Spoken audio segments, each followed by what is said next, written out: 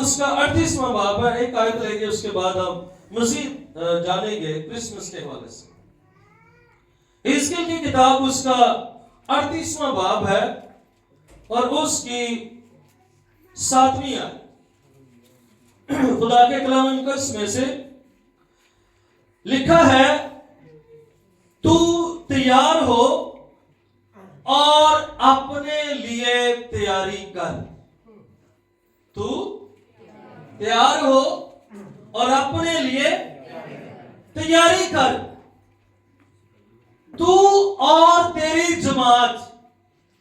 तू और तेरी, यानी आगे लिखा है, जो तेरे पास फराहम हुई है और तू उनका पेशवा हो। खुदा के कलाम मुकद्दस का पढ़ा और सुना जाना हम सबों के लिए बाइस नसीहत हो। हम सब मिलकर ऊंची आवाज से कहें आमीन। आमीन।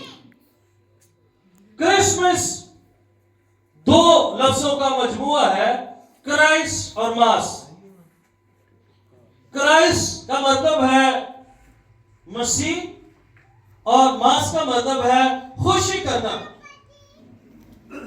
2021 में अफ्रीका का एक लिखारी है बनाम जूलियस, सबसे पहले उसने कहा था कि हमें खुदावंद के जन्मदिन की शिनाख्त करने की जरूरत है।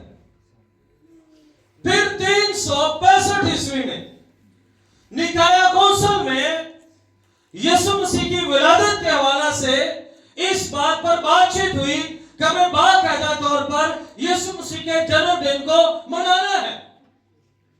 फिर 4वीं सदी में जो पोप जूलियस अव्वल है, उसने बाकायदा तौर पर 25 दिसंबर को यीशु मसीह के जन्मदिन को मनाने और फिर आम तौर पर छुट्टी का ऐलान किया ताकि सारे मसीही लोग इस दिन को सेलिब्रेट कर सकें। कुछ इस पर तनकीद भी करते हैं कि ये चूंकि डियोस सोलिस इनविट नेटी, ये एक अरामी टर्म है या रोमी टर्म है, जिसका मतलब है कि सूरज की खैर फतह का दिन।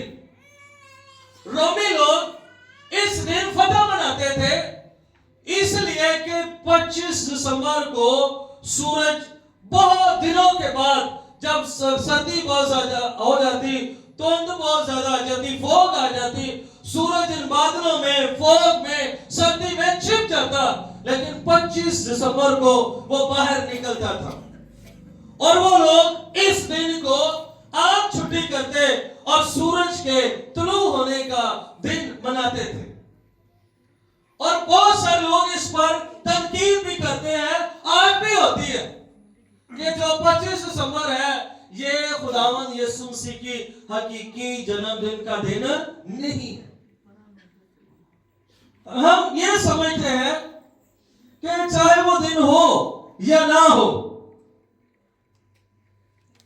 हमें दिन से कोई गर्ज नहीं है। हमें दिन से कोई गर्ज यीशु मसीह 25 दिसंबर का पैदा हुआ हो या 26 का पैदा हुआ हो, हमें रिसर्च करने की जरूरत है। लेकिन खास बात हमें ये बात, इस बात पर हमें ज्यादा हमें बरकत और खुशी और शादमानी होती है कि हम यीशु का जन्मदिन मना रहे हैं। हालेलुया, ये इंपॉर्टेंट बात है। फिर उसके बाद इब्तदाई चर्च, गौर कीजिए, इब्तदाई चर्च, इब्तदाई मसीह, ईमानदार रसूल इस तरह की रस्मों को नहीं करते थे। बाइबल मुकद्दस इस बात की सपोर्ट नहीं करते। लेकिन आज का चर्च, आज का ईमानदार इन सारी रस्मों में फंसा हुआ है। वो यीशु से बढ़कर, हम यीशु से बढ़कर डेकोरेशंस को ज्यादा तरजीह देते हैं। जो पैदा हुआ है उसके पैगाम का इल्म नहीं, वो किस लिए पैदा हुआ, किस लिए आया, पैगाम क्या,